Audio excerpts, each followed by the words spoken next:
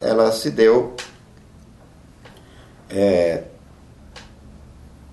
principalmente na América Latina, mas não só na América Latina, com o fim das ditaduras militares que predominavam em vários países da América Latina, como Brasil, Argentina, Chile e vários outros.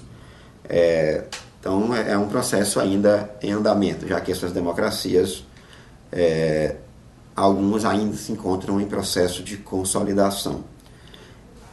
Então nós temos as chamadas democracias liberais,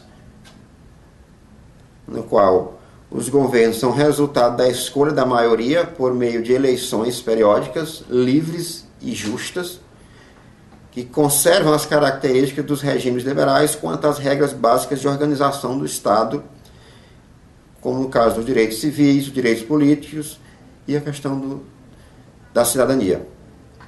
Democracias não liberais caracterizam-se como democracias pela forma de constituição dos governos, pelo voto popular, em eleições periódicas livres e justas, mas se diferenciam em decorrência de que o chefe de Estado ele acumula superpoderes.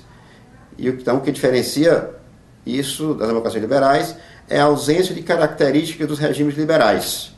Então cabe destacar que nas democracias não liberais, os regimes, a divisão de poderes, ela não se define devido à interferência do chefe de Estado, onde, por mais que ele tenha sido eleito pelo voto popular, mas ele acaba tendo interferência nos demais poderes. Talvez o grande exemplo que nós tivemos recente, ou ainda temos, melhor dizendo, é a Venezuela com Hugo Chávez, que apesar de que o Hugo Chávez morreu, mas ele deixou o legado e o sistema ele continua.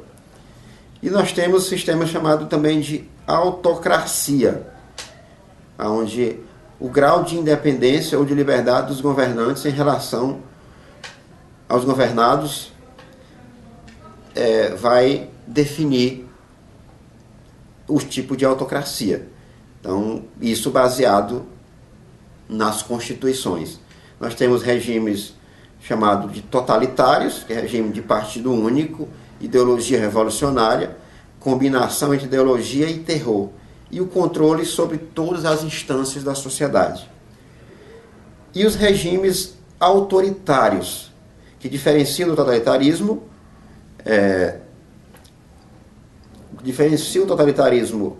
do autoritarismo, em decorrência de que o controle sobre a sociedade não existe como no totalitarismo. Nem faz uso constante, brutal do terror e reserva aos indivíduos algumas esferas de liberdade e independência. Como exemplo, no caso autoritário, a propriedade privada é um direito garantido a todos. E nos regimes totalitários, isso não é um direito garantido a todos. Como, por exemplo, o nazismo, esse direito era restrito. Os judeus, por exemplo, não tinham esse direito. Então, nós temos também as chamadas autocracias liberais, que tem como regras básicas de organização do Estado, que chamam os direitos civis, direitos políticos, o império da lei e a divisão de poderes. Então, a liberdade de expressão, liberdade de reunião, liberdade de religião, liberdade de ir e vir, direito de propriedade, direito das minorias. Então, são características desse sistema. E, por fim, nós temos que falar um pouco também sobre a questão do presidencialismo e do parlamentarismo. Então, o presidencialismo é um sistema que predomina na grande parte das democracias, mas também a Europa tem muito forte essa questão do parlamentarismo. Ou seja, no presidencialismo, quem governa é o presidente e ele tem um mandato com tempo determinado.